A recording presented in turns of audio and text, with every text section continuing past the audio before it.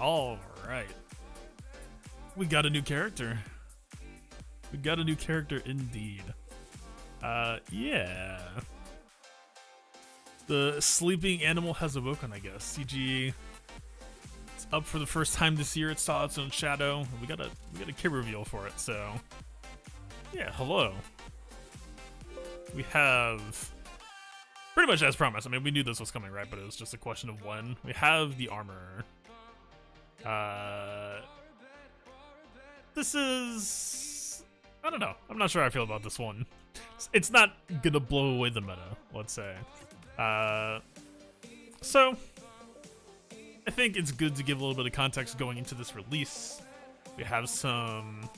we had a fairly high-profile character just come out in the form of Mandalorian Beskar armor, whose use is simultaneously promising and also the character came out a little bit clunky, unfortunately, in the stats. And I think for a lot of people, the hope with the release of the armor was going to be we get something... I hate the term, make this character make more sense, make Beskar Mando make more sense. Right? It's like, you can say that for any character release, but like, it did feel like, Beskar Mandalorian has, like 140 whatever base speed isn't that slow in like the long scope of the game, but for how fast the meta is now, how fast leaderships are now, how fast a lot of new characters are, like Gideon is winning a lot of foot races with people with speed leads in the past, that it just felt like Beskar Mando was a little bit too slow out of the gate without, some help like Hunter Chewie, that whole sort of thing. So that was number one. It's like, this is what this character could have been. Number one is like, okay, we got a new journey. First time in a while, actually. Is the armor gonna be the secret key? No, I'm not seeing that at all here. On top of that, we have the confirmation as of less than an hour ago. We finally have the Mandalorian faction tag, which actually pretty exciting. Is the Mandalorian faction going to be competitive? Also, I think probably not yet. Definitely not yet, I don't think. And it kind of interestingly, I think we kind of see this already. CG's not exactly trying to like... Their synergy suggestions include 2 Galactic Legends, which is kind of wild to me. I kind of see where they're going. We'll get to there in a second. And last but not least, honestly, my biggest hope in all of this, I was really wanting to believe, is I was really hoping we were going to get another Watt-style character, and just basically a light side plug-and-play. With her role in the show, you could imagine she crafts different signets for people, giving various bonuses, kind of like a Watt allegory, giving people pieces of tech. We're kind of seeing that, although there's some very key differences here that I think is going to define the character a lot. So yeah, we have... basically piggybacking on that last note, you can see this in these suggestions. They are saying to combine this character even with Watt, which I think is kind of insane. They got Sabine mentioned, which is kind of... I get why they're doing that. We'll get to why they're doing it in a second. And Rey as well. They're selling you on the idea of she makes this Beskar armor. She gives it to people to craft powerful bonuses. But instead of having multiple tech options that you can only do once, a la what, as we see in the synergy suggestions, we have one type of tech that isn't immediately great either at the start of battle, and you kind of have to work your way up to get it back. You're down for a light side plug and play? She kind of is. So I think we just gotta jump on in. In terms of unit name alignment, unit name, I don't care. We know her name. Light side tag, of course. We do have confirmation. I didn't really think it was going to happen, but she's not a scoundrel. It wouldn't really make sense for her to be. She is just like, pure Mandalorian. She is a support as well. Not a whole lot really remarkable here, right? Her value beyond being a plug and play will just depend on how attractive the Mandalorian faction is. And from the character list so far, we can kind of dive into this a little bit once we get deeper into the kit. We have like Gar Saxon, Imperial Super Commando, Beskar Mando, who's not a bounty hunter, Django, normal Mando, and Sabine Wren. And I would really be curious to see if we're getting any attention paid to those characters beyond just a tag. I kind of hope that they get something else to make them more of a cohesive faction, because right now it's a very small faction to begin with, and there's not a ton of mechanical synergy, right? In fact, like, even if we go into like,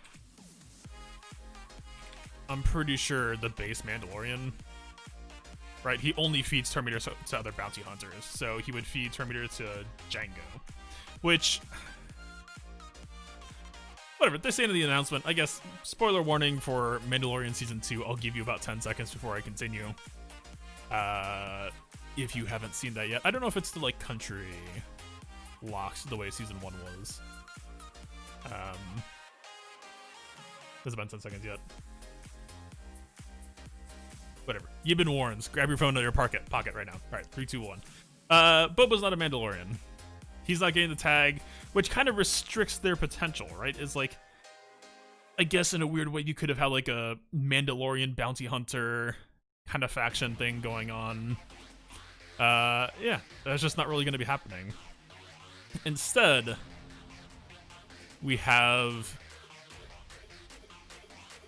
And this music's on watch. Sorry. Every time that we've hit that album so far, it's been distracting. Instead, we have what ends up being almost like a high-maintenance Watt, and that feels kind of icky to say. So there's a very simple flow. I'm not going to go top-down this time around because I think we just kind of put everything in context. Everything in this kit is going to come down to the first special. This is essentially her version of a Watt tech piece. Let's get the full thing on screen so we're good to go. Yeah. So basically, we have 3 levels. And at the start of battle, we're working with 2, right? Down in the unique, you'll see... The unique isn't. Copy paste it in.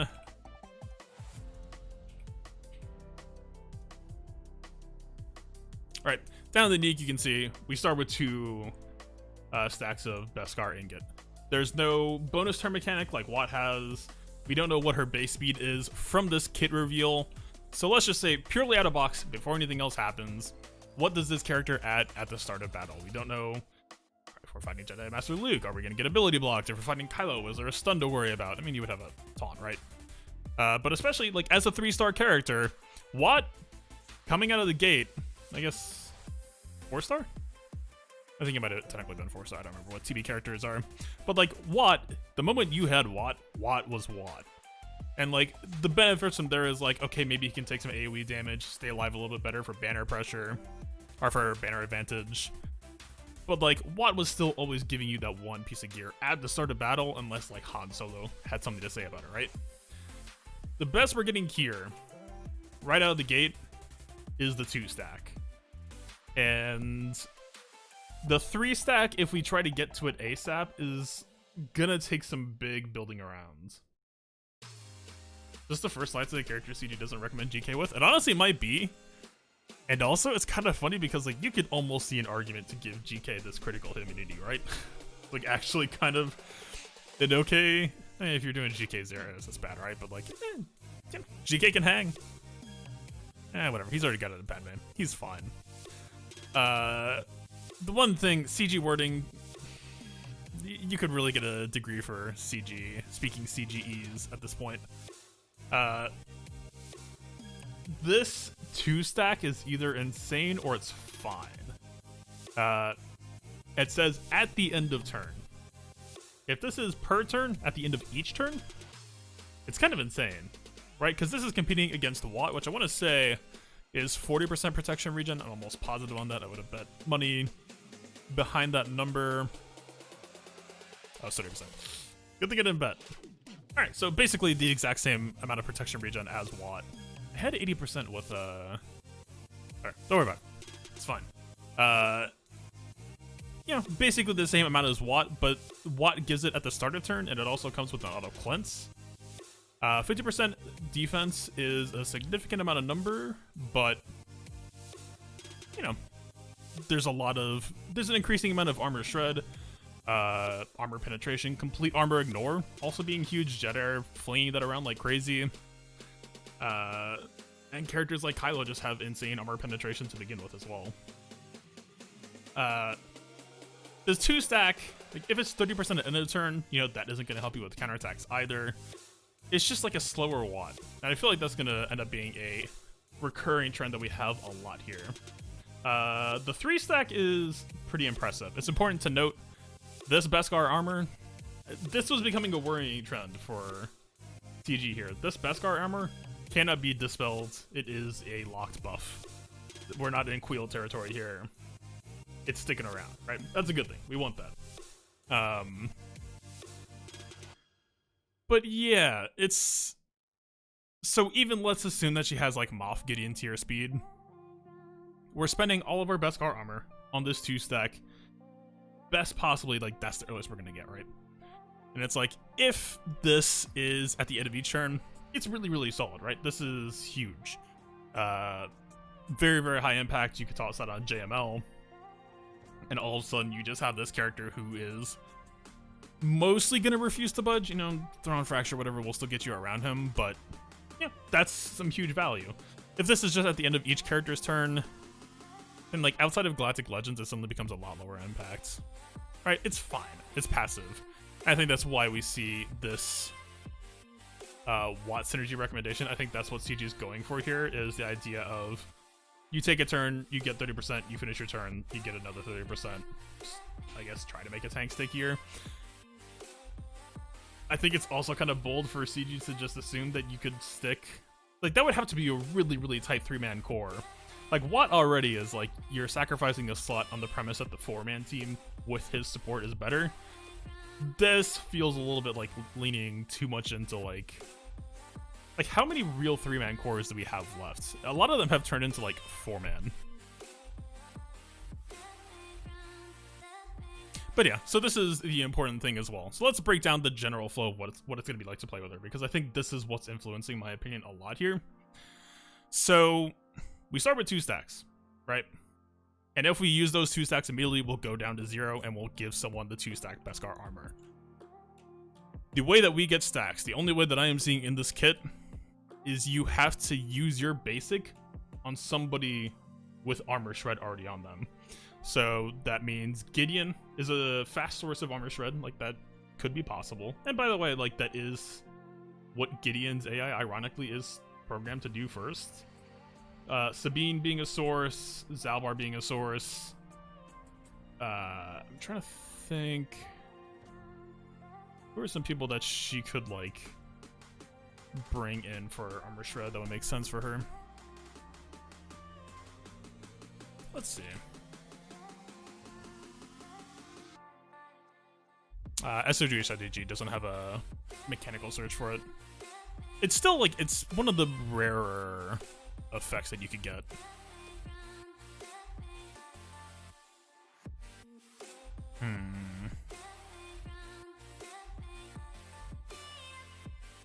Yeah, I'm not seeing it.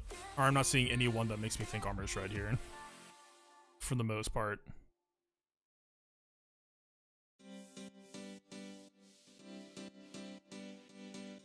You can also Winter Saber thing is triggered. Yeah, like I guess like a CLS, you could technically like cheese into a third at the start, like if you just Han shoot to absolutely truck someone and you get the third. But I don't think that's necessarily a reliable build around, right? So anyway, I would assume like her mass assist. The assumption I think is probably going to be like we hope that she's a fast character.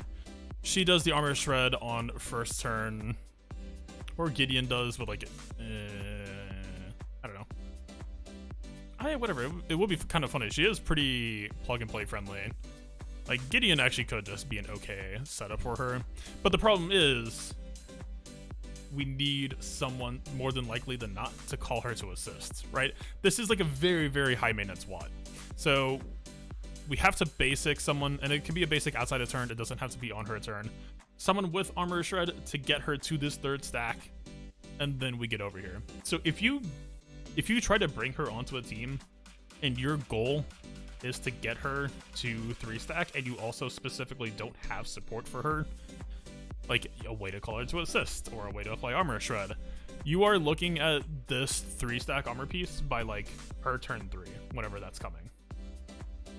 Gas's Armor Shred? Yeah, that's true. Gas wouldn't necessarily mind getting this either. But also, man, Gas is so spoken for.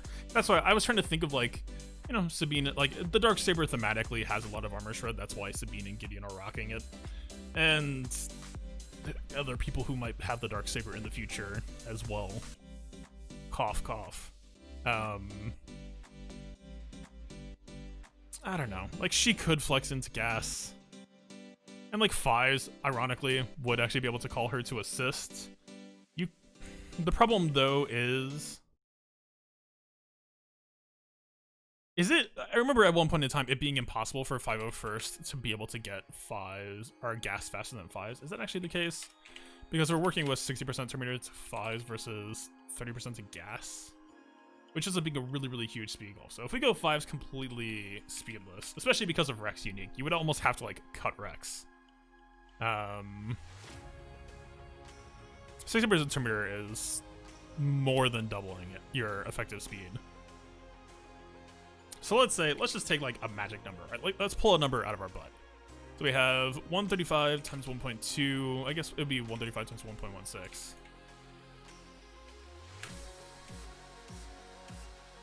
Divided by 0.4. That's 391 speed that Gas has to be able to beat out. So if we... Not that good at this part of the math. If we divide 391 by 1.16, we need a 337 speed Gas. No, but that... We would have to multiply by 0.7, I think, right? I'm doing a terrible job of doing this live. It's been a while since I've, like, clocked 501st, so I have to go back and watch one of my old videos. But, like, if we could get Gas out first, get that Armor Shred down, have Fives faster than her, which is almost guaranteed, right? You could give her like one of your fastest speed sets and she's still going last. You could actually be able to hit a 3-piece armor piece on Gas 501st. I'm not like how this is. Let's go back to the kit for a second here. One of my biggest concerns with all of this is a high maintenance character like this. I would not assume. Yo, Thisk, thank you for the raid. Sorry, I don't, for the kit reveal stuff, I don't have the announcements set up so that we can have more screen real estate for everything. But yeah, welcome. Thank you. Show more spreads than this just since she was Mandalorian. I saw that in the video and I wasn't sure if there's a reason for why she was double attacking. So okay, you're technically hitting it on turn 2. A little bit concerning that it doesn't say can't be evaded.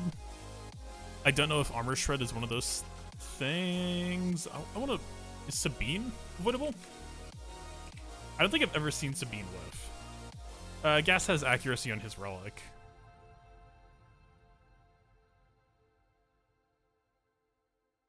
Yeah, I don't know. I don't know that I've ever seen an Armor Shred whiff or get resisted.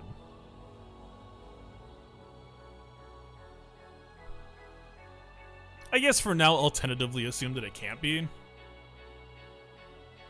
It's kind of breaking my brain a little bit here, yeah. Let's just assume it's reliable, right? So you're potentially getting it on turn 2. You could have someone try to swap her as well. Yeah, if she's a guaranteed self-assist, which it does say Mandalorian allies. All Mandalorian allies, not all other. So, you know, that is valid. That could work. She is a self-setup then. Okay, that's not bad.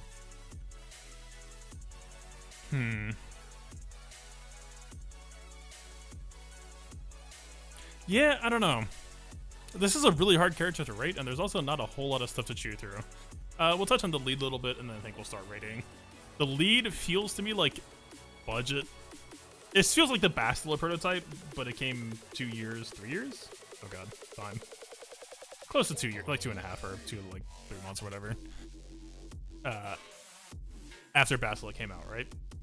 This critical immunity, by the way, I went and checked because I was really curious on if this was just like everyone is critically hit immune, or if you're starting with the buff. And like, so to give a different example, right? It's Hux. Hux is kind of the same thing as this, but just with advantage for Supreme Leader Kylo lead. Yo, this album, literally every single song from this album has been a miss so far. Sorry, I can't. I'm gonna have to like take this out. Yeah, this should be the normal version of the buff, because like it doesn't, the typical precedent that we have for this is that it doesn't have to say it's a buff. It just says like they get advantage for 2 turns, right? So I assume this is the buff. This is unlocked. It's just they're dispellable, you know. So like kind of one of the situations I think it could be relevant is like for anti-gas, you won't have your cooldown stripped at the start of battle. Plus, Beskar Mando has some decent anti-gas stuff going on if you can set up his whistling birds correctly.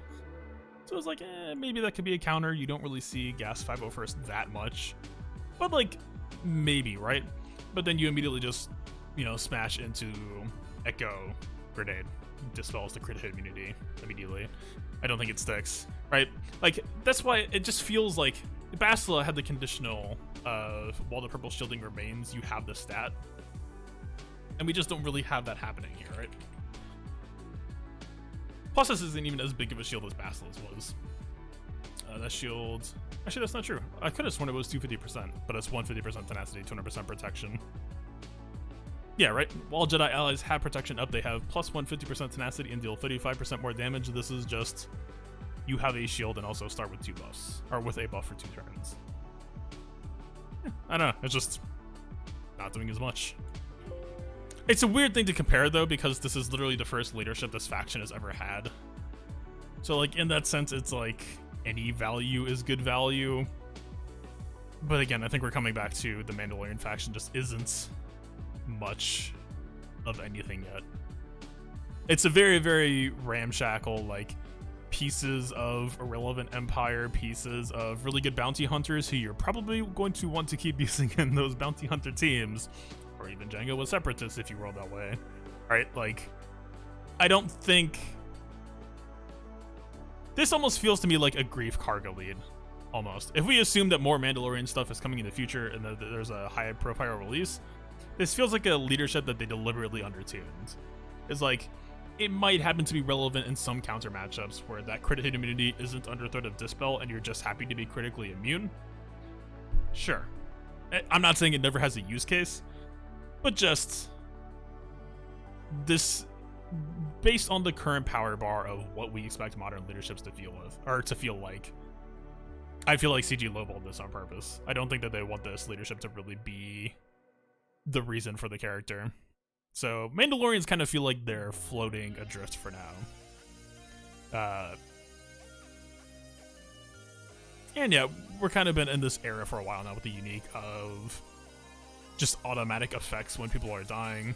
This is very, very similar to Jedi Master Luke's unique, basically. I think a less aggressive threshold and a little bit less protection. I want to say Luke is 75% threshold for 50% protection or something. But yeah, so... And then this is basically like, you could read this as just Watt has his... This basically means that you're not starting from scratch. You start at 2, you're close to 3. It's okay, it's fine. But yeah, like, so overall, we'll do some rating. I'm not exactly blown away by this character. For the basic, I would say... It's hard to really give it a value because we don't know, of course, like, I wouldn't expect her to be able to do much of any damage. This is just like a utility thing, right? If you end up having to use this on her turn, I think you end up feeling a little bit sad about it, right? But it's just like... there almost needs to be like a mulligan score, right? This is almost just like pure utility, right? The value of this is just in the value of like, how good is this thing to actually be worth going for? I'd say feels really bad. Maybe that means that we're given license to rate it poorly then. Right, like, it's a fine aspect of the kit. This is just like your ramp up ability. But at the same time, like, what's a good example of this? It's almost like Rex, right? But even Rex Basic does something. I'm just gonna go with 2 out of 10. It has a purpose, but you don't really want to be using it. And like, super low impact on that turn. It's just a path for you to be able to do something better. Double hit, like, is there any real room for that to be interesting here? I guess if for Beskar Mando lead, if you for whatever reason go that route, it's 4% centimeter instead of 2.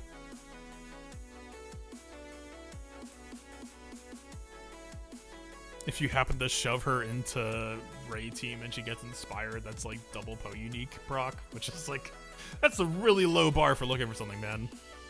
Like, C3PO is not going to give her like double expose or anything off of this. I don't know. I don't think the double hit is really impactful here yet. Aside from just like Beskar Mando, it has like slight value.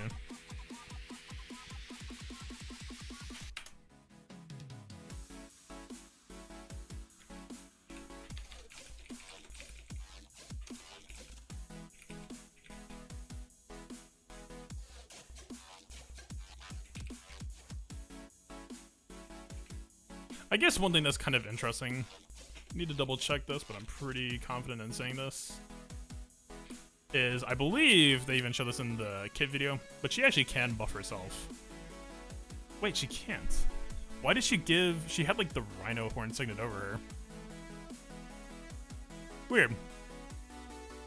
Did they just like stick it in the animation, or does she always have the green horn in front of her?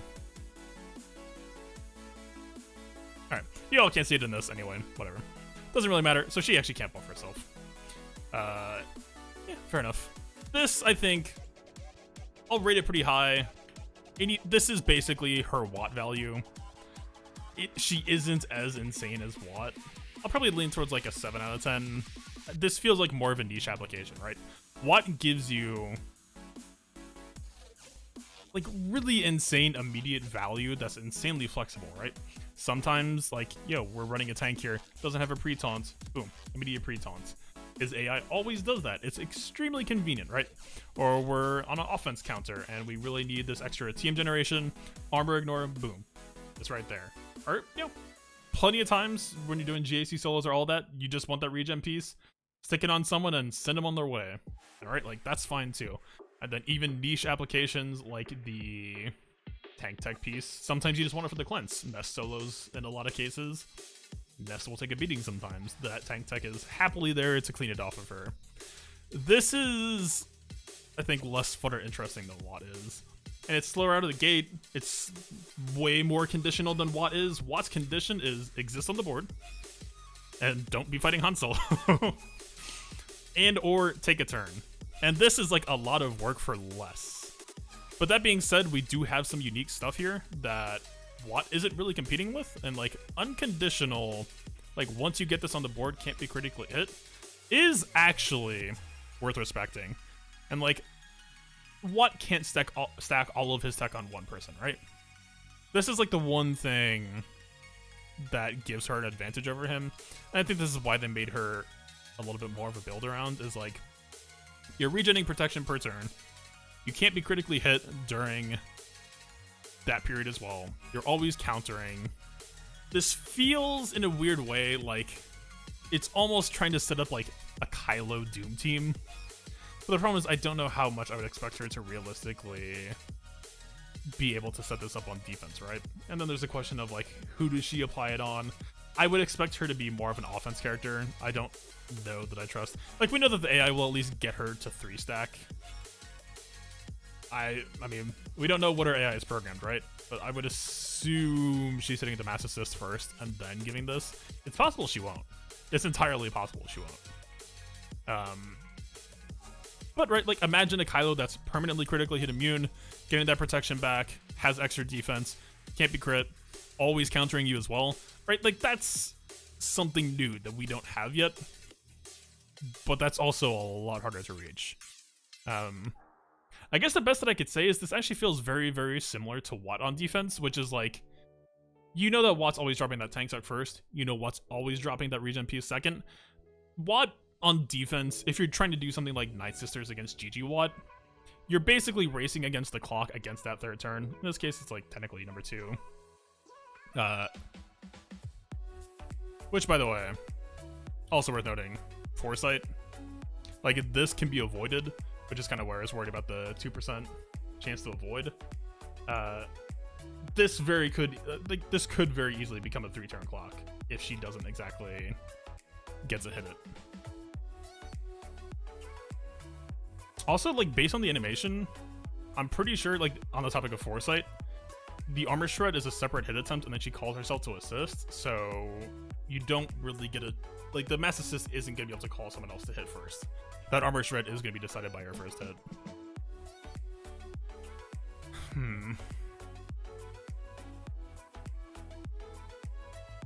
I still think I'm leaning 7 out of 10 talking through that. There is, like, a break point, I would say, because, like, one of the most important things to note here is we kind of... This is, like, a weird middle point between Hermit Yoda and Watt, where, conceivably speaking, in a drawn-out fight, you are going to be able to, theoretically, Beskar armor your whole team. How many basics is that? If you want it on 2 people, you gotta call her to assist or basic with her 4 times. Let's say 3 times, since she technically hits herself. But the special is already like 3-turn cooldown, right? So even by the time you get to the second mass assist, you've already done basic 2 more times. You would just hit the mass assist for the 3rd basic, and then like turn 6 or 7, you might be on the second armor piece. Like, this theoretically has a higher cap than Watt's final output, but PvP, that battle is already over by then. So like, you get one pretty sick character once. You know, there's no like turn meter or anything on here, but like, they're not going anywhere. Once you're able to stick this on the board, they're in pretty good shape.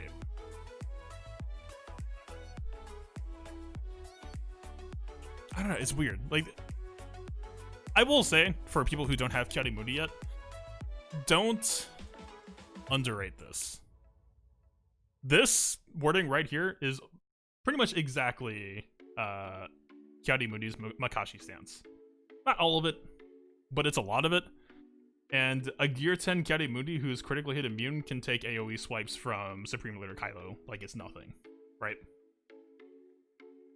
Crit hit immunity will slow down SLKR ultimate charge. It will not. Or if you're talking about the armor piece, sure. But the lead, Kylo just immediately pokes you. That crit hit immunity is gone. Like, literally turn 1 is the problem, right? This is why, like, if this was like a Bastila that was crit hit immune instead of tenacity, if this was like a Bastila lead, I think this becomes a lot more interesting suddenly, where it's like, okay, we got 2 turns to work with to kind of like get to an objective, and then we're no longer reinforced, right? This is not that if it is worded the way I believe it to be based on me checking other kits before this. This is basically Rey, right? Rey pretty much always going first unless another GL outspeeds her. She hands out critical hit immunity on her first lifeblood when she's 100% health, and then you just kind of play it out from there, right? You meant the tech stuff? Yeah, maybe 1 person.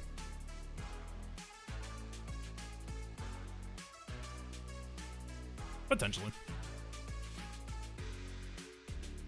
I don't know. I mean,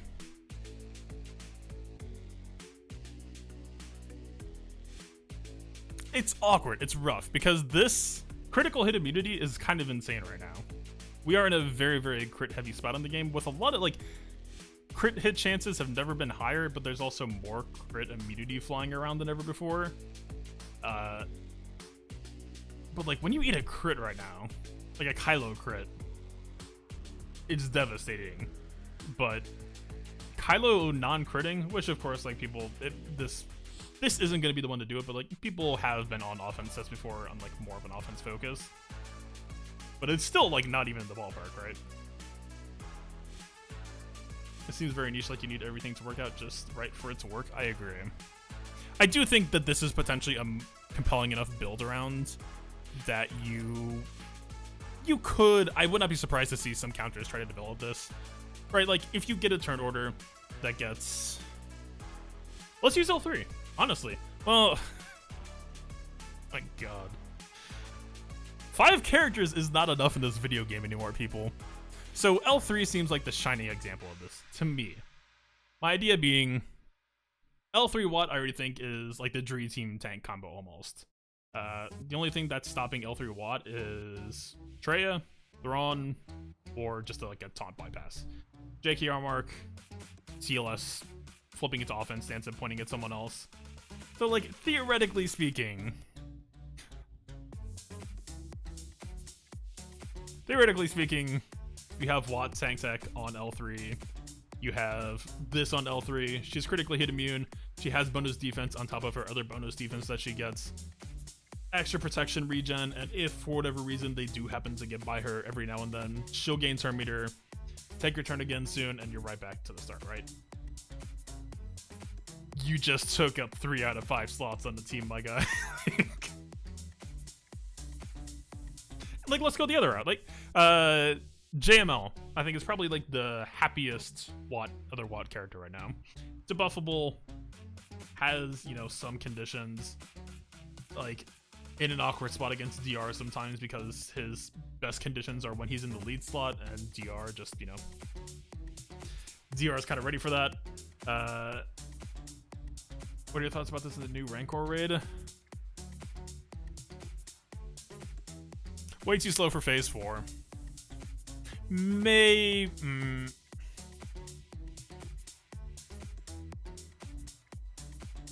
could maybe try something at like the high percent of phase 4. It would get you some okay value in phase 1 and 2. I could see this working with SLK maybe. I say maybe because it's like, I mean, what's the current SLK comp? I'm a little bit woefully behind on the Rancor meta, but I know people on my server are not, so I'm just going to default to checking the 50% SLK comp real quick. Right, like if you have a critically immune Kylo, you're using him in phase 1 where there isn't a Devour in play. Could this get you? I'm just going to assume that the Enrage timer is already kind of the cap. I don't think this really gets you past Enrage. Like a Kylo countering is potentially powerful. If it's anything less than that damage-wise, you're basically just feeding the raid boss turn meter for minimal gains. I don't know that I really see this being impactful for the raid.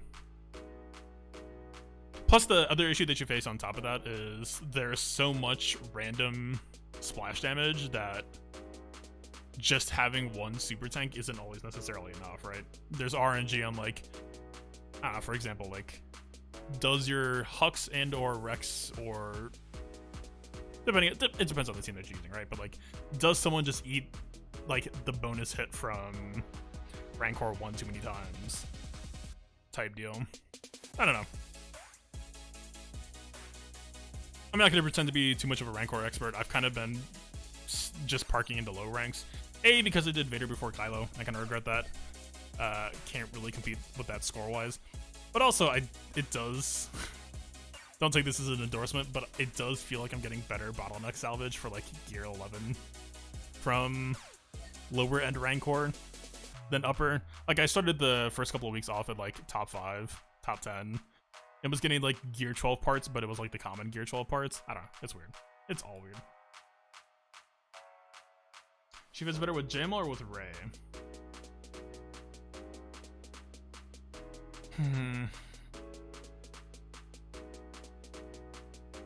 If you read this, right, this is gonna scream JML to a lot of people. I don't... Let's double check on something real quick. I'm pretty sure Jedi lessons can only be called on Jedi. There was a trip up on this a couple of days ago, actually, on assist targeting between JKL and JML.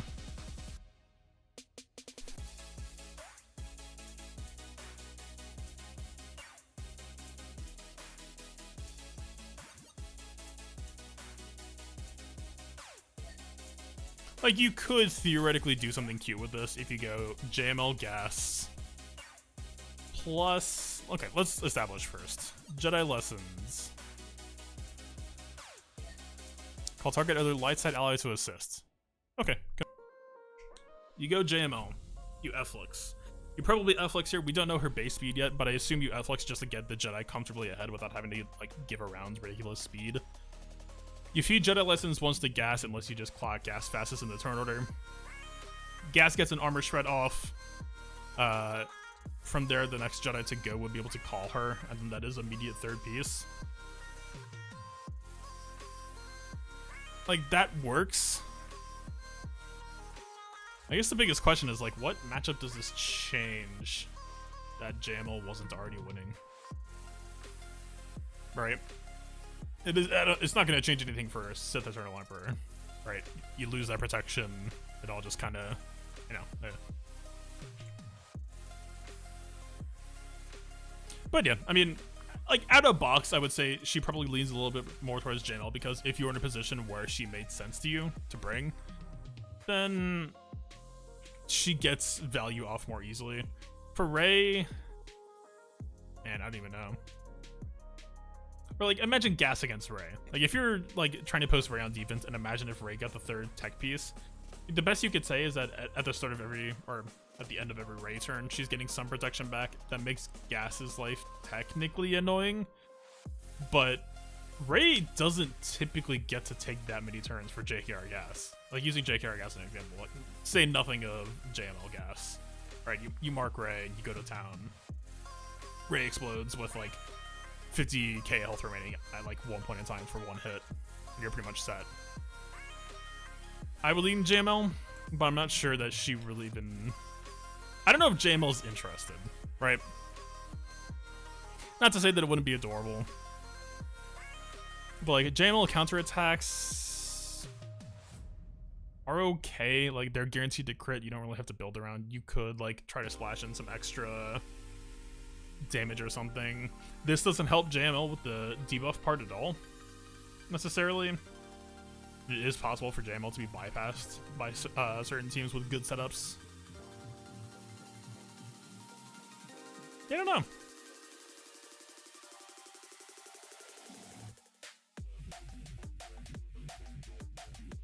This is that same album. I can tell you right now. It is. Alright, I'm going lo-fi. I'm done fighting.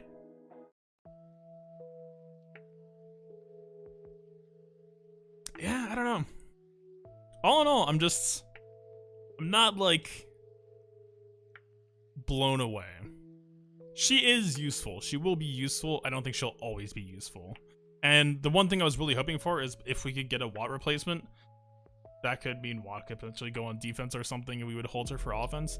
This might be possible, but again, like, you're not suddenly like, ooh, we can use her with Vader. Like, no. She's not giving tanks that extra talent at the start.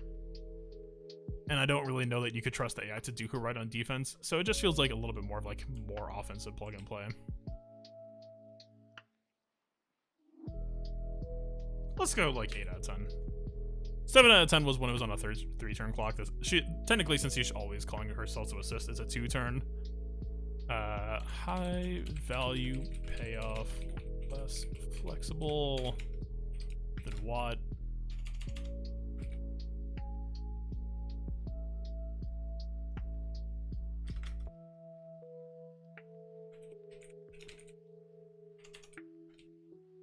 I am gonna stand by. I think this is a little bit scary for SLK. Right, like, anytime that SLK attacks on a point in time where he's supposed to attack, if you eat like a first order Sith Trooper counter that happens to bring Kylo along with it, that tends to be pretty scary, right? Like, that feels really bad. So the idea of just giving Kylo essentially permanent retribution, like, that's kind of wild. If there was a defense team that could pull that off, that's, you know, a bit insane, but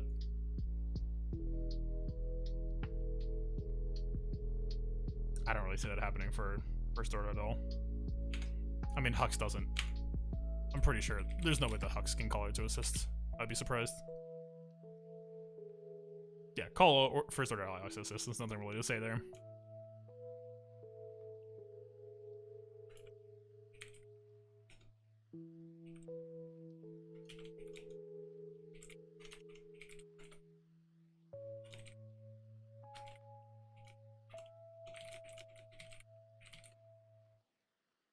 Yeah, I don't know.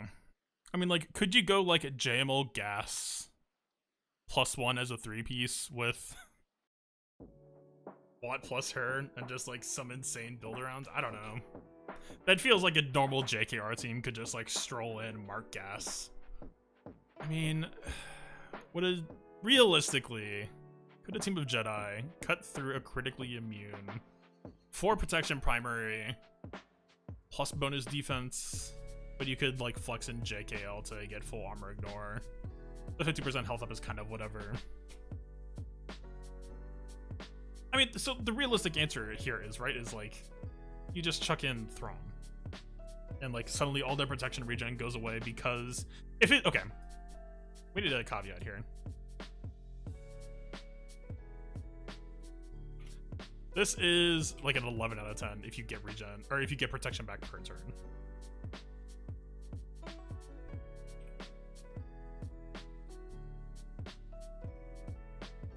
I honestly almost really hope it's not, because 30% protection per turn is nuts.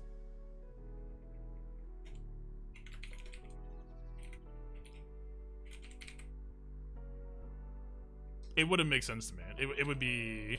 that would almost feel... like, it's not quite as crazy, right? Because Turn Meter is just, like, such a TUBG insane subject. But this would almost feel like when they made Piet work with, like, Emperor's Trap on Piet work with the Imperial Trooper Turn Meter. 30% protection per turn is wild. Like, at that point, there would be a lot of situations where you just happily jam the 2-stack and don't even worry about the 3-stack, right? At that point, she almost becomes more Watt-esque.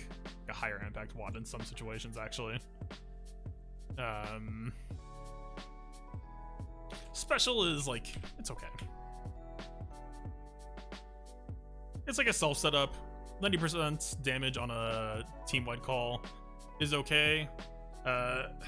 Honestly, just kind of a bummer that it's all Mandalorian allies plus Beskar armor, because she's, more often than not, unless the team can set her up for herself, she's just hitting this first.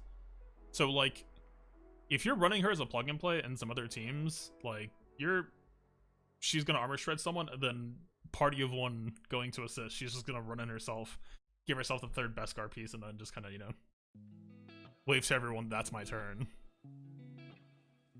I don't know.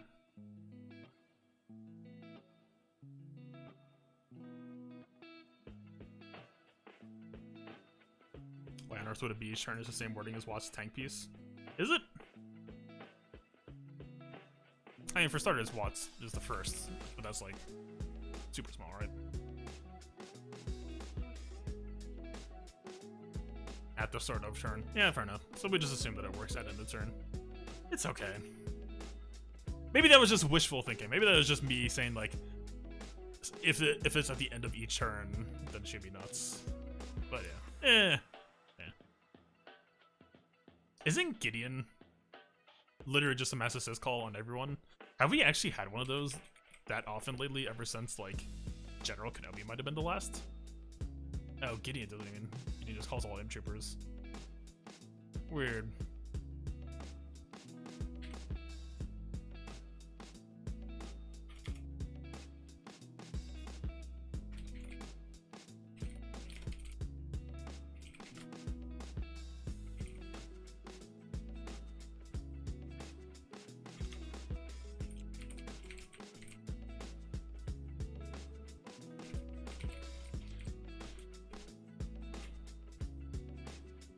This is a weird thing I do where if I see an error, I'm just going to delete back to it.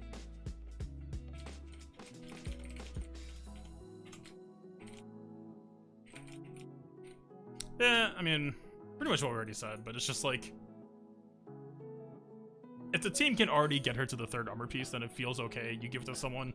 Like, if you're using it with JML, she's just going to call JML to assist, which again isn't. It's a buff immunity, it's some okay crit damage. If you happen to give JML like the full damage treatment, then it's kind of something. If you happen to get it on Kylo, then it's just a Kylo mass assist, and that's always great. So, not much to be mad about there, but like on a SLK team, unless you just ripped out all of the First Order and want to like 1 to 2 characters that could help her get this herself, like on their turns, I don't know. You're not gonna see a SLK assist on first usage. I would be very surprised. I guess it would be funny. Yeah, I think First Order Stormtrooper can call anyone, right? With the Zeta.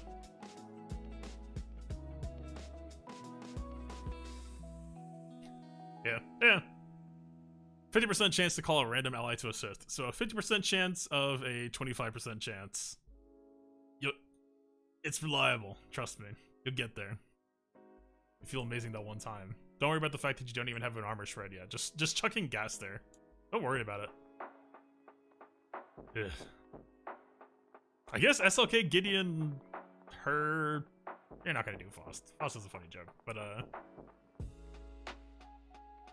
SLK, Gideon, armor... Gideon's weird...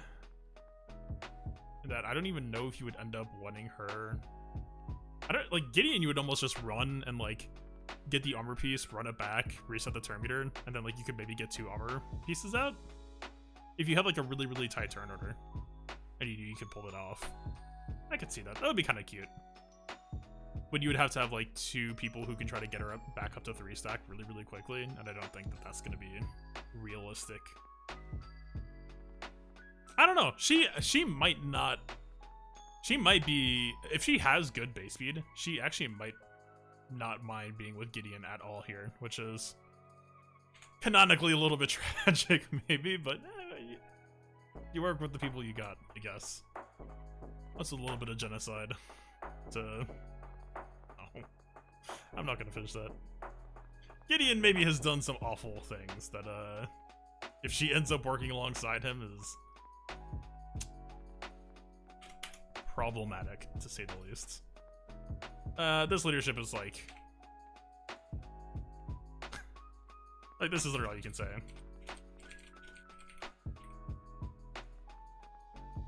We'll add a happy face. She tried her best. Like what? Like nothing with whistling birds, nothing with the Beskar ingot mechanic. Just whatever. Maybe next time. I'm curious. Maybe we'll see some other mechanics with other Mandalorians doing something. 82 out of 10 if you have to shove Plo Koon's broken lead underneath. Is he the anti-stealth one, or is that Kit Fisto? I honestly don't even remember. No, he totally is the anti-stealth one. Yeah. Didn't Plo Koon end up having an like a use case at some point for that or the chance to remove stealth? Like sometime it was like not a full-blown meta counter, but almost.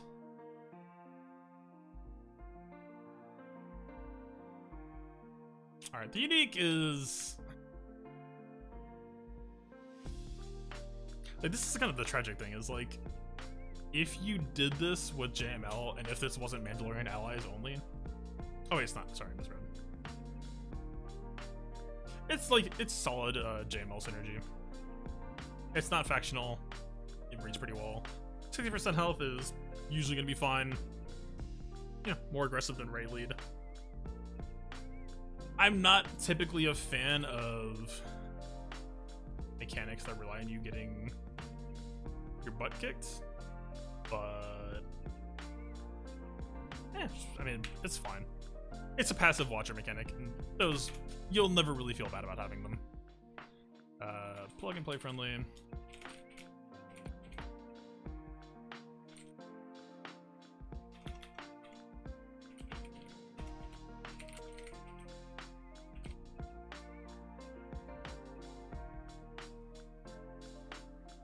Pretty much. I mean, you know, whatever. She starts with 2 stacks of Beskar ingot. Honestly, I don't even consider that part of the unique. That like that could have just been in the special. Like, I don't know. Maybe you rate it weirdly if you say like, oh, but without that unique, she wouldn't be able to make a Mark III armor. I don't read it that way. But yeah, it's fine.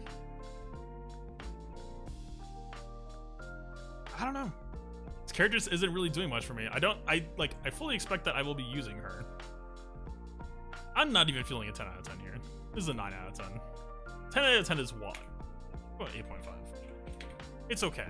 Full critical hit immunity is insane, but she's got competition in the market, and the Techno Union has already kind of squared off this whole thing. She's got like the whole scrappy upstart, can't be critically hit, and for that, I respect it. And this counter chance, by the way, I think you could have a lot of fun with in GAC in some situations. If she's fast enough, nah, I was gonna say you could almost maybe try to run her with Nest, but you're not gonna be able to get the triple piece. Like if you run her with Nest, it would just be like a drop the 2 stack armor piece and then get out and just like trade her life away, right? Nest not being able to be critically hit would be funny, but yeah, I don't think that's realistic. Yeah, I mean, what do y'all think? I don't know. You'd really like this on defense, Ray lead, IG Quill, Beskar, Mandalorian, and her. I'm skeptical. I would be really curious to see how well the AI handles this. It's possible that she'll have something like Watt Tech, by the way, where she might just give the Signet to the highest health and protection combined. Like that's what Ray does with Lifeblood, that's what Watt does with Tank Tech. CG did have granular AI conditions for each of Watt's techs, so maybe they did something smart here. There's no way to know from this kit though, right? And I think in the world of Galaxy of Heroes, if you're a betting man, I would have bet against the AI doing the smart thing more often than not. There's better odds over there. Right, we got Gideon, and Gideon's first move is Darksaber, right? Like, who knows? Maybe that was just all for her. Gideon just looking out for the armor in advance. Really curious to see what her base speed is going to be like. My opinion of her is going to ride or die based on what she's working with. She's going to live or die. I mean, that's just...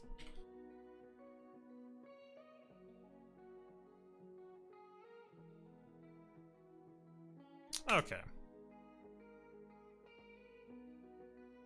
That's stupid.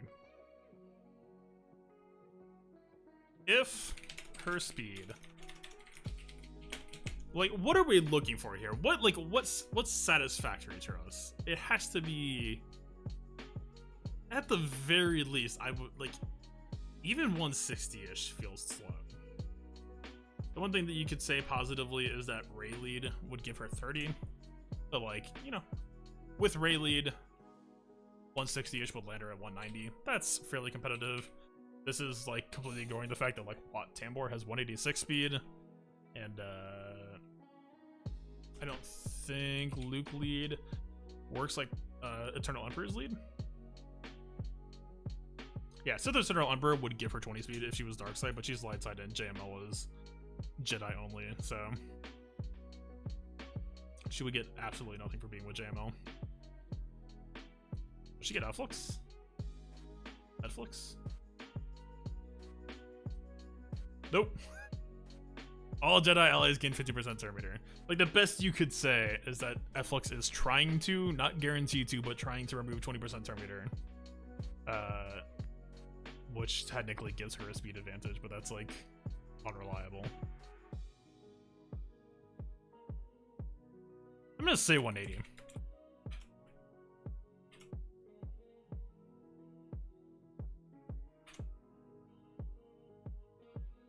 I hope to God they don't give her a Beskar Mando speed line. That made that character so incredibly painful to try to work with. Like, it practically just screamed, like, I hope you have a team slot for Queel. Otherwise, forget about it.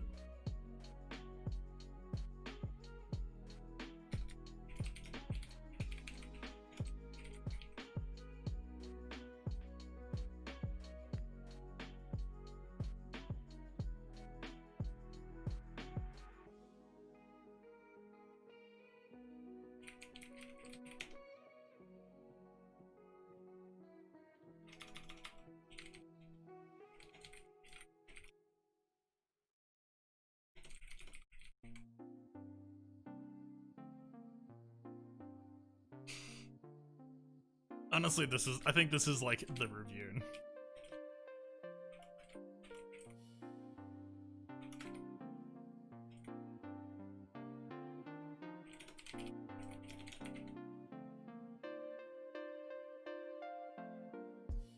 Yeah, this could almost be the thumbnail, honestly. I don't know. I don't think it's fair to assume that like all supports of this type have to have a bonus turn at the start. And obviously that'd be a really, really sticky situation if she had a bonus turn at the start and it was just immediate mass assists. Would be perhaps a bit problematic. Whatever, it's a Mandalorian mass assist. It's not even, it would just be like I take a turn and give myself a third Beskar ingot. And if some Mandalorian people are there, they come along too.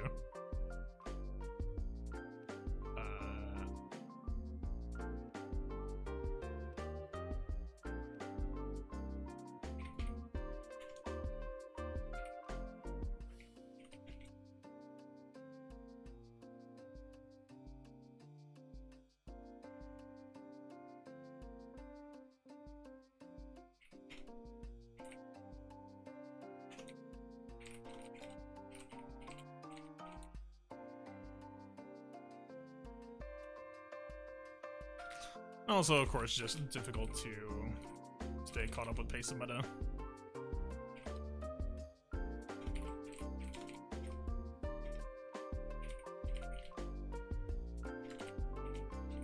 Right, like imagine you're trying to use her against like JML. You're facing down like an ability block immediately before anything happens. You're facing SLK with Watt, and you're this slow. Let's say ignoring Rayleigh for now, because I think JML overall ends up being a little bit more interesting. Is like, I mean, JML has to flex you, but they would be ability blocks. Hopefully, they would be ability blocks. And honestly, just it makes the 3-star feel a lot less promising that she has to get there. That you can't just, you know, if she's maybe like 165 speed at a 3-star, or yeah, no, 3-star, and it goes to like 185 at gear 13. 165 could be fast enough that you could drop off a 2-piece, depending on the matchup, depending on how much AoE threat that they have, or how reliable your tank would be. You might be able to get the tier 3 armor, but I would assume you're probably just dropping tier 2, and that's the best she can do. I don't know. It's, doesn't feel great. I can't rate her too low, because again, permanent crit immunity is wild, and the ability to grant that to anyone, even if that maybe doesn't feel great yet. Right, like imagine a Sith Eternal Emperor who's just fully critically hit immune, for example. Yeah, I think that this should be relevant right now. I don't really have a prediction of the best way to use it yet. Like, we established that JML has a turn order, like a fairly intuitive turn order that could deliver you an immediate, on her turn 1, tier 3 piece.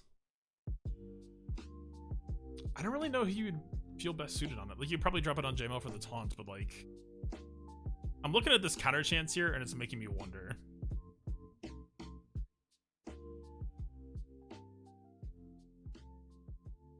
I don't know.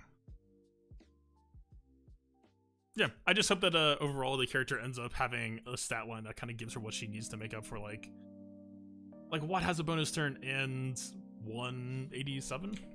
I would say. I just checked it. 186. Close enough. Like Gideon has what? Gideon has 198. Like, I'm not, like, I know speed creep, I know that the stat is continually going upwards, but I don't think her being ridiculously fast would be that problematic. I think she kind of requires it, especially because she's not getting that bonus turn off to use Watt as the closest comparison we have here. Or, you know, like Hermit Yoda is 180 base speed, and his faction has some of the most speed leads in the game and some of the fastest speed leads in the game. Hermit Yoda is like, under JML, Hermit Yoda is 220 base speed, so like she needs 180. Almost feels low for this. I don't want to seem like some insane stat snob here, but like she really needs more than that. And I kind of feel the same about Beskar Mando as well, and he got shafted really hard. Yeah, 144 at gear 13 is it's insane. Approaching dangerous territory with permanent crit immunity on some people. I agree. The only reason why I'm not that terrified of it is because I don't think the AI will be able to do it on defense that reliably. And at that point, it's just another way to win on offense, which we already have lots of, right? That's, I think, kind of what's limiting my excitement here is, like, I don't think it's going to change our life here.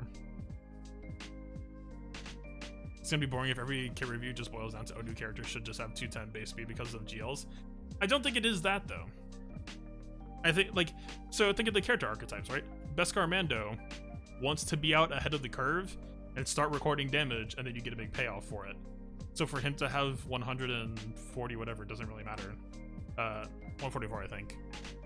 For him to have 144 base speed means he's dragging horribly behind everyone on his team, right?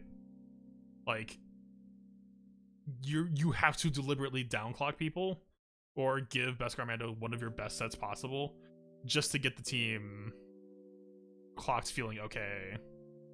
And that's, like, assuming you have Queel. If you don't, then the team is just too slow, period. Right? Like, if your faction, Mandalorian faction doesn't have it, Gyno faction doesn't have it, if your faction doesn't have a speed lead, you're already at a disadvantage. And then in her case, it's the same thing. She's up against competitors for this type of role that have a bonus turn, that have really, really crazy base speed. And I don't think giving her base speed would be problematic, right? She has one fine turn, right? Why am I getting lost here? She has one fine turn. It's not a plug-and-play mass assist. She just calls herself to assist ones and applies armor shred. I wouldn't really expect this to be crazy damage either. Again, we don't know her damage values from this text, but I don't expect her to be a prolific damage dealer. So we have an armor shred, and then at least she assists maybe some more Mandalorians if they happen to be in that team comp. Not calling, you know, any scoundrels or bounty hunters or anything that might end up being there along the way. Just Mandalorians. And then you would want her to have pretty high speed to be able to get to this turn 2 payoff sooner, right? This is my concern. This is why I'm saying this. With them adding the Mandalorian tag, do you think they will update skills on Gar Saxon? I really, really, really hope that we're going to get something like that. For now, at the very least, the Mandalorian tag kind of feels a little bit flat to me. There hasn't really been anything that made it feel like, ooh. It doesn't feel like we got to do a faction yet. It feels like some characters got to do tag. Right? The best you can say is like oh, so what would you say is the use case here? She doesn't solve Beskar Mando's problems at all, right? Beskar Mando is still going to get interrupted. Is still going to get his whistling bird thrown off. She's kind of making, like, the mass assist would be a decent source of whistling birds for him. Like, if you set him to start recording before this goes, and then, like, you know, she armor shreds once and then her basic double hits, so she makes 3 birds, which isn't terrible. Trying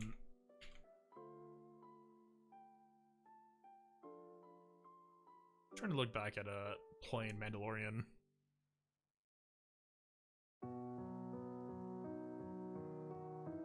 I mean, the problem with base Mandalorian being used as a non-bounty hunter is you just lose access to Disintegrate, which is honestly the entire reason for that character being there, for the most part. Base Mandalorian is just written so rigidly as a bounty hunter that I don't think he really has a place here. Unless you just tried to, like, build a weird semi-hybrid. But, for example, like, if you're going base Mandalorian lead, you would have less than 5 bounty hunters to try to get 20 critical hits with, and that you're playing an uphill battle at that point. Bo-Katan will be the leader and Cam for Mandalorians. I think that's a safe assumption. We haven't really heard much about Season 2 plans yet. I guess, again, warning for Season 2 spoilers. I mean, has it been long enough at this point? Whatever, I already gave one spoiler warning. Yeah, I would not be surprised to see Bo-Katan. I think this is why I kind of mentioned, like, Grief Karga lead earlier. Grief Karga lead is just hilariously, like, they just took, like, bits and aspects of 2 other bounty hunter leads and just made it numerically worse. They don't want you using Grief lead for the most part. They don't want you using this lead for the most part. I would not be surprised if Bo-Katan was, like, the flashy interim release. And then whatever. We've given so many spoiler warnings by now. This all to me feels like it's leading up to probably a full-blown, I don't know that it would necessarily be a Galactic Legends, but eventually somewhere down the road we'll get a Darksaber fully spec'd out Mandalorian that will probably have an armor shred mechanic that she can probably work with, and would probably be happy to work with this, and also would have a Mandalorian tag. Epic Confrontation again. Epic Confrontation feels like a better fit than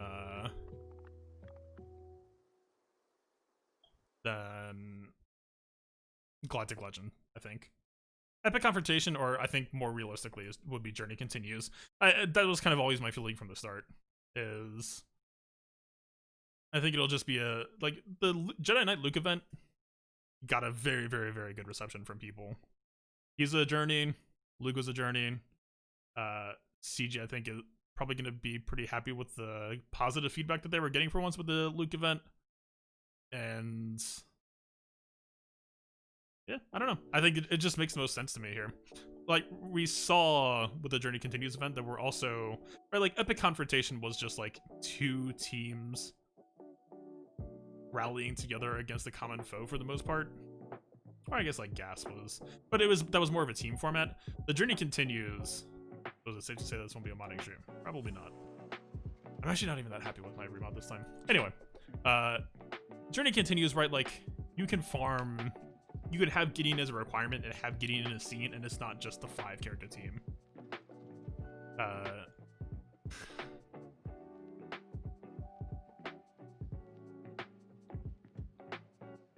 I wish I had Galaxy of Heroes open. Let's say that I have close to 5-digit credits right now.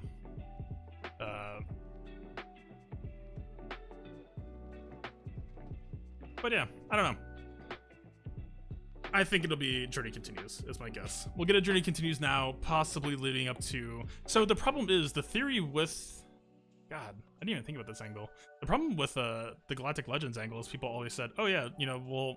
I think everyone agrees it's way too soon for a Mandalorian Galactic Legend. He's just not there yet. The show's not there yet. And there's no dark side foil, really, for the most part. But everyone was just kind of like, oh yeah, you know, when Season 3 drops in next December, we'll probably see something done. Show's not happening in December. Yeah, Gideon just doesn't warrant Galactic Legends. Literally, it would just be, like, the only reason you could argue it is Mandalorian is the hot new show right now, and Galactic Legend is the hot new format right now. Therefore, right. So I do not think anyone with the Mandalorian tags will get a rework. I don't know what to expect from CG. I really, really hope that they get touch-ups to make them make more sense with this. Like, the problem is, right, like, whenever they update factions now, CG's approach, for the most part, has typically been to just boost base stats, add a mass assist mechanic, and maybe add a passive effect for when each of them casts an ability. We have this with Geos, we have this with Rebel Fighters, we have this with M-Troopers now. Kind of mostly tied to Piet Unique. Galactic Legend Boba Fett. It would be, well, we're kind of allies. It would be kind of funny to have, like, Mando versus Boba, but that was pretty short-lived. And Ahsoka? I don't, like, her show would be the timing that I expect that on. I think CG likes Ahsoka a lot, despite her relative positioning in the show. Mass Assist effect. I almost read it as Mass Effect. I had to fight that off so hard. I wouldn't be surprised to see it. I mean, there's some fun to be had with, like, I don't know, like, Gar Saxon. I have always, I promise I am not saying this as Prime Force suck up. I have always been of the opinion that Gar Saxon actually has some cool stuff happening in his kit, and was always just, like, a couple of tweaks away from being kind of interesting, right? Like, let's actually just go in and break this down real quick, actually. Alright. Temporary. My answer... Oh god. Mush. The natives are restless. Are we good, OBS? Thank you. Gar Saxon was always pretty close. Like, surprisingly, I really want to root for this character. So let's break this down. The basic is honestly kind of whatever, with the caveat that dishing out speed down routinely, which he would be, you could do a lot worse than that, right? You could do a heck of a lot worse than that. The name drop being to the wind.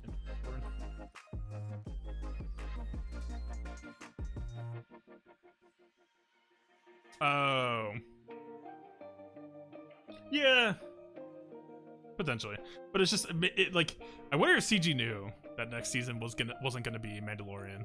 It feels like CG was teeing up for it, and then we just got Book of Boba instead. And I wonder if that leaves CG in a weird spot now. I don't know. I don't know what the relationship is between game devs and Lucasfilm. Anyway, but like, so we have this line, which honestly, the first time that I read this character's kit, I read it as what I wanted it to be, which is just whenever an ally assists, Gar Saxon assists. Instead, this basically just reads as whenever an ally counters, he assists. But we have what ends up being kind of a poignant control character, potentially. We have this kind of like, I almost want to say it's like an anti-echo basic. If they have at least 50% turn meter, he brings them back down.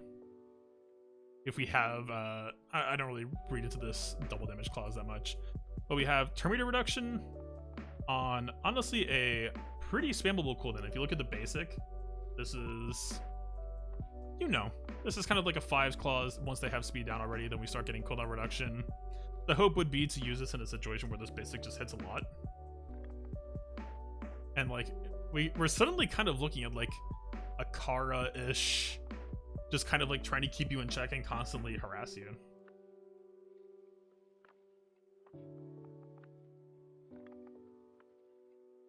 It'll be the biggest cash cow yet. Yeah.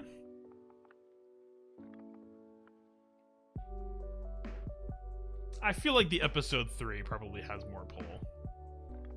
That was always kind of the assumption that people agreed on, is like, if we assume that there's another round of Galactic Legends happening in 2 months, there'll probably just be some filler arc because Mandalorian isn't quite there yet. So we probably see like Anakin Obi-Wan or something. Armor does give 100% counterattack. Completely true. It was actually kind of funny as well because like, we already have what, like ISC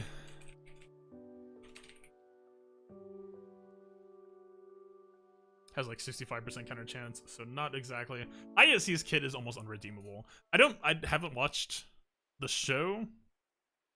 I was kind of surprised that ISC was even given the Mandalorian tag. I would have assumed that they weren't, that they were just like trained by Mandalorians or something, but weren't actually. Does it make sense? Does it actually like fit or make sense for them to be Mandalorians? Were they just like turncoats or something? Or like captured after the planet got glassed? I don't know.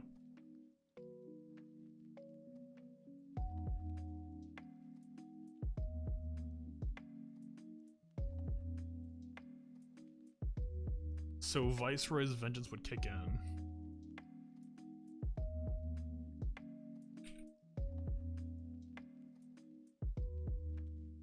I'm thinking the wrong Viceroy, I guess. Oh, are you talking about his unique?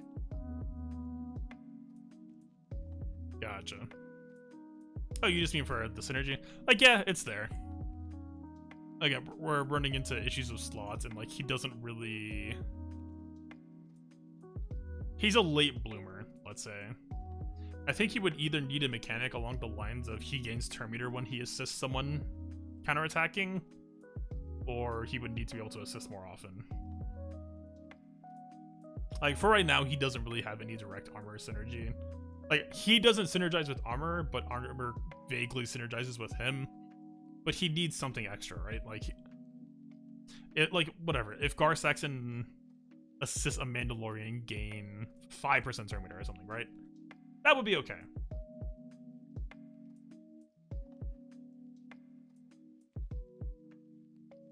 Sabine's brother wasn't ISC? Gotcha.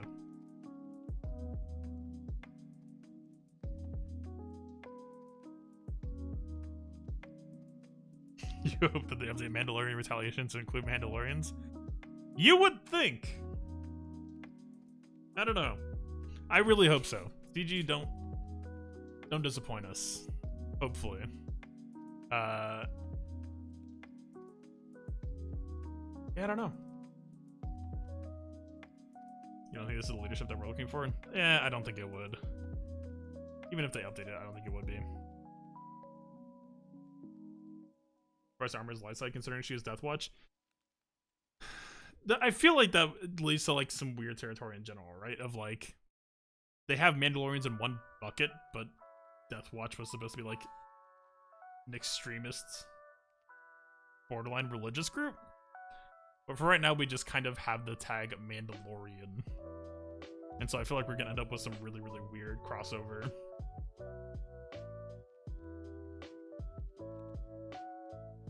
You know what, whatever. Mandalorians weren't even being recognized in the game before now, so I guess baby steps for representation.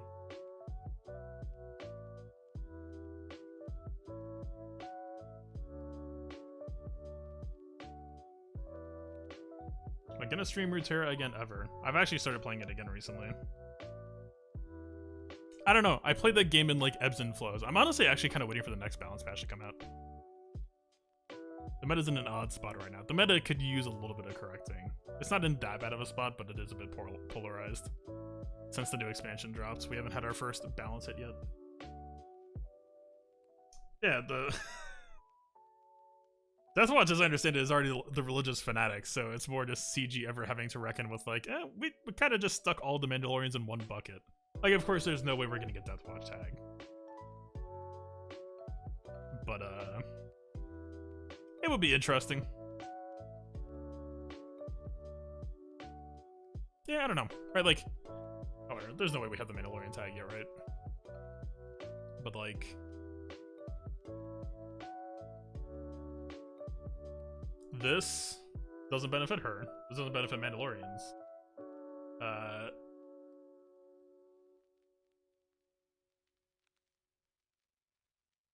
This doesn't benefit her, doesn't benefit Beskar Mando. Django's vaguely... Like, the Shrapnel Blast is just the Shrapnel Blast, right? Like, you can kind of just cramp him in with wherever, but, like...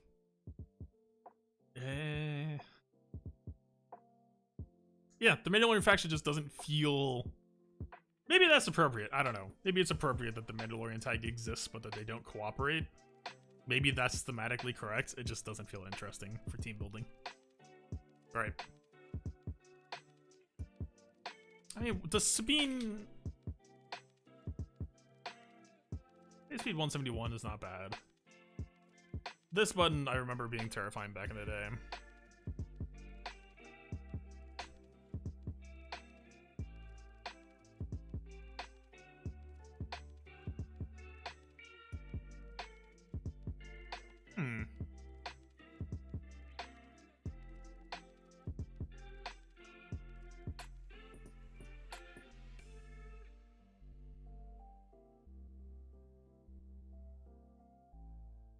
Yeah, I don't know.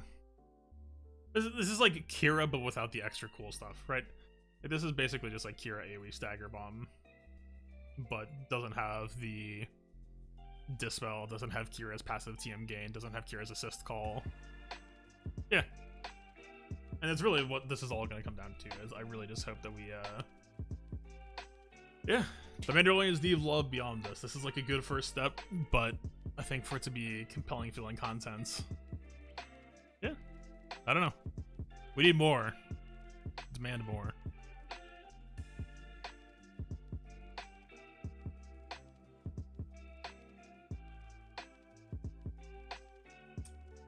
I don't know. Maybe if Sabine shares her unique with Mandalorian allies, kind of like Phoenix style. Would be kind of interesting if they gave Mandalorians like Phoenix style share stuff, but like kind of more brief flavors. I don't know. I guess we would have to find out by tomorrow, right? If anything like that was happening. I remember that the veterans got like a really, really late rework reveal. It's possible that we'll hear about it later, but if we assume that the armor is coming to the game tomorrow, I would assume that today would have been the day to make sense for them to put that out. I don't know. We'll see.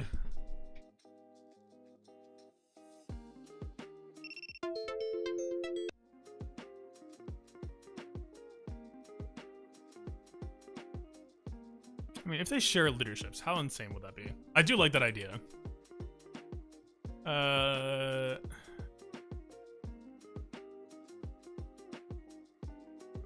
Terminator gain 20 speed. That's already kind of in crazy territory.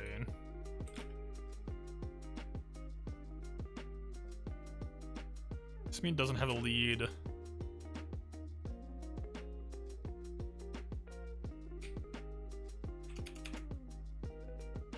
The Super Commando? I don't... Wait, do they even have...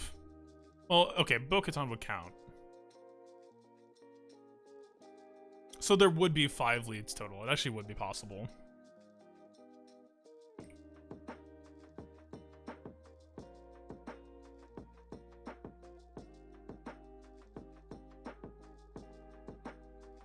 Honestly, if they did that, it actually wouldn't even be that insane. 50% counter chance, 40% defense. I would assume that the contract wouldn't work for all Mandalorians. I would assume that it still wouldn't be a true bounty hunter lead. Like, you wouldn't be able to get disintegrate. But 20 speed, 2% TM gain on damages, since 35% tenacity is still kind of ignorable. 30% crit chance, you'll ignore that on high tier teams or like high relic teams, but kind of relevant. 50% counter chance, 40% defense.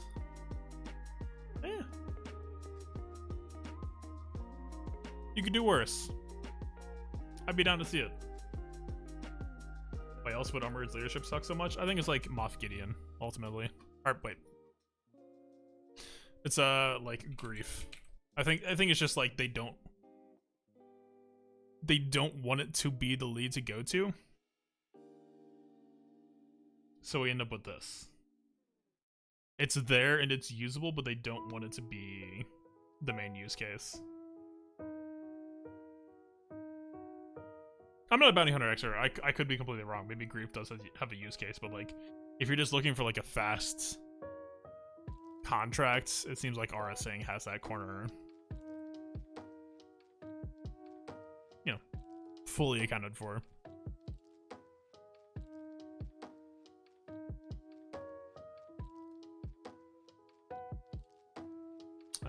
True Wolf. That's actually very true. Clearly the answer here is Imperial Super Commando and Sabine.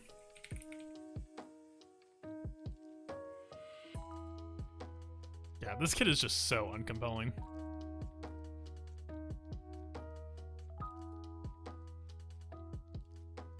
There's like nothing to work with here.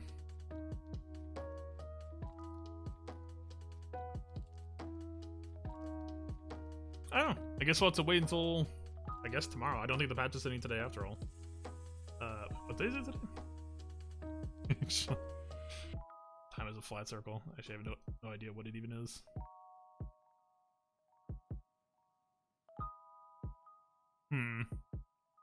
Yeah, I don't know. Alright. Yeah, I'm feeling pretty whatever about this. It's a fine character. I think that she'll show up in some offense counters. I don't think she's going to be a thing on defense. That's probably all we can boil it down to, right? Unfortunately. Would hope for something else. I'm hoping for a Mandalorian rework news as the patch hits tomorrow. Would be awesome. I guess we'll be standing by to find out. And yeah. We'll also need to do a full check of her stats. Again, I don't expect her to be a damage dealer at all. She does have like a double hit, but I think that's more just like utility. Like vague utility even, but like, yeah. Whatever. She did damage in the show, so maybe CG will see that as an excuse to do so. A Mandalorian support being a pretty good damage dealer would actually be, you know, kind of funny. But yeah, I think we're pretty much set on breaking this down. I need to get back to work on the main event. I haven't been able to set up a Vader 3v3 test against a good DR team yet for the 3v3. So I don't know if I'm going to hit the deadline of trying to get Vader video out by tomorrow, but I'm going to see what I can try to set up tonight. And then, yeah, This is almost done as well. In progress. Very, very close. And yeah, that will be pretty much it for me. Wait. The natives are restless again. Oh no. Whatever. It works. I think we'll call it there for this kit analysis. Not a whole lot to work with. Not a whole lot to rally around. Just, I'd like to see an angry Kylo at some point. Critically immune. 100% counter chance. Would probably be pretty entertaining, I think. And yeah. Hopefully she's a fast one. If you want to stop by in the Discord tomorrow, we will be no doubt checking that out, keeping an eye for her stat release as it's coming. Let's see. Yeah. Convenient URL there if you're not familiar. Discord.io/theplaybook. And yeah. I guess we will be starting GAC as well. It's time for everything to begin at once. We're still in LSTB as well tomorrow. Oh god. 2 videos and 2 streams in 24 hours. What could possibly go wrong? We'll see. We'll make whatever happens happen. We'll get there. Alright, thank you all for stopping by. Thank you for watching. Hope you all have a good rest of your evening. And yeah, peace out.